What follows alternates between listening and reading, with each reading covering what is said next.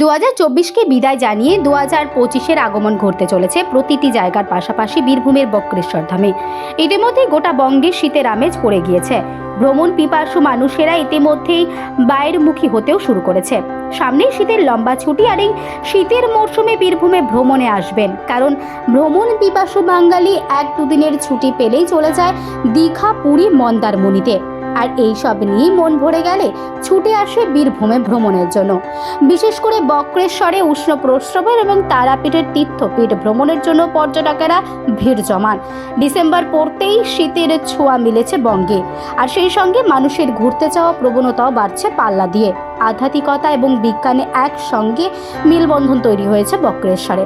বীরভূমের অন্যতম ঘোরার জায়গা, বলা যায় সারা বছরই তীর্থযাত্রী পর্যটকদের খাতায় ভ্রমণের ঠিকানা হিসেবে ওপরের দিকেই থাকে এই স্থান।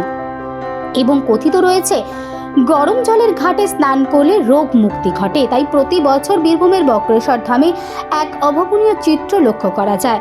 মানুষের এবং ভক্তদের ঢল থাকে চোখে পড়ার মতো। এবারও নতুন বছর পড়তে হাতে মাত্র কয়েকটা দিন। ইতিমধ্যে মানুষের ঘুরতে যাওয়া হিড়িকও কিন্তু পড়ে গিয়েছে। আসুন শুনে নেব বীরভূমের বক্রেশ্বর ধামের পুরোহিত কি বলছেন। প্রথমেই আমি বক্রেশ্বর মন্দির সেবায়ত উন্নয়ন কমিটি থেকে সকল মানুষকে এবং আগত ভক্তদেরকে পুরনো বছরের বিদায় জানিয়ে নতুন বছরের শুভকামনা জানাই, যাতে বাবা বক্রনাথ আমাদের সকলকে ভালো রেখেছেন, আরও যেন ভালো রাখেন। তো আমাদের এই লোকের ভিড় মোটামুটি এখন তো প্রতিদিনই প্রায় বাবা ভক্তদের ভিড় হচ্ছে মন্দিরের। তো যেহেতু একটা সিজন ওয়াইজ যেটা একটা মরশুমের ব্যাপার, হ্যাঁ, সেহেতু বক্রেশ্বরে একটা উষ্ণ প্রস্ন ব্যাপার আছে, এবং তাছাড়া তো মন্দিরের একটা ব্যাপার আছেই, যেটা সবথেকে মেন ব্যাপার বক্রেশ্বরের মন্দিরটা নিয়ে। তো মায়ের মহাপীঠ বক্রনাথ ধাম, তো আমাদের ভক্তদের ভিড় হচ্ছে আরও। আমরা আশা করছি 25শে ডিসেম্বর থেকে সেই ভিড়টা আরও জোরদার হবে। সেই জন্য আমাদের লোকাল প্রশাসন এবং মন্দির সেবায়ত কমিটি সুন্দরভাবে প্রতি বছরই পরিচালনা করেন। এবারও আমরা সেভাবে পরিচালনা করব, যাতে আগত ভক্তদের কোনো অসুবিধায় পড়তে না হয়, যাতে তারা সুষ্ঠুভাবে পর্যটন কেন্দ্র ঘুরে বাবা বক্রনাথ এবং মা মহিষমর্দিনীর পুজোটা দিয়ে যেন তারা নিজের সুস্থভাবে যেন বাড়ি ফিরতে পারেন।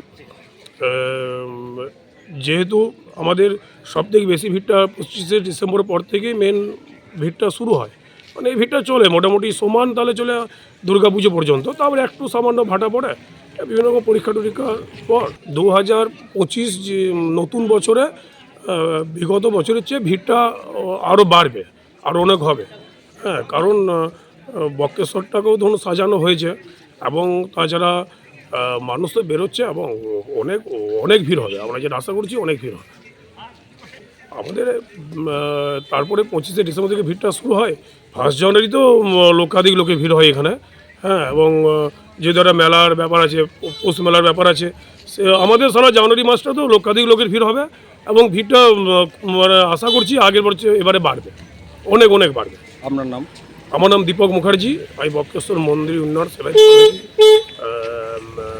সদস্য এবং মন্দির উন্নয়ন কমিটির সেবায়ত। আমি বক্রনাথের সেবায়ত। আগামী 2025 সালকে আমরা স্বাগত জানাই। আমরা বক্রেশ্বর মন্দির উন্নয়ন কমিটি সেবায়ত তরফ থেকে সকলকে আগত জানাচ্ছি, এবং 2024 সালকে আমরা বিদায় জানাচ্ছি। যদিও এখনও কয়েকটা দিন বাকি রয়েছে, আমাদের প্রিপারেশন আমাদের মতোই রয়েছে। আমরা এখনও পুলিশ প্রশাসনের সঙ্গে বসিনি, তবে বসবো, ওনাদেরকে আমরা অবগত করব যে আমাদের ভিড় তো দিনের দিন বাড়ছে, ভিড় তো আর কমছে না। সুতরাং 2024 সাল যাওয়ার পথেও ভিড়টা বাড়ছে, এবং আগামী বছর আসার আগে মুহূর্ত পর্যন্ত ভিড়টা বাড়ছে। বক্রেশ্বরের ভিড়টা যেন দিনের দিন বাড়ছে। সুতরাং আমরা প্রশাসনকে বলবো সজাগ থাকতে, এবং প্রশাসনকে বলবো বক্রেশ্বরের ওপরে একটু দৃষ্টি আকর্ষণ করতে, যাতে আগত তীর্থযাত্রীদের কোনো অসুবিধে না হয়। এবং মন্দিরে পুজোর ব্যাপারটা আমরা মন্দির কমিটির তরফ থেকে আমরা দেখি, আগত তীর্থযাত্রীদের যাতে কোনো রকম অসুবিধা না হয়, সুশৃঙ্খলভাবে যাদের পুজোটা হয় বক্রেশ্বর বাবার মন্দিরে, মায়ের মন্দিরে, ভৈরব মন্দিরে, এই বিষয়টা আমরা আমাদের মাথায় রয়েছে, এবং আমরা সুন্দরভাবে ব্যবস্থাটা করে রাখি। আপনার নাম? আমার নাম দেবনাথ মুখার্জি, এবং বক্রেশ্বর মন্দির সেবায়ত উন্নয়ন সমিতির একজন সদস্য।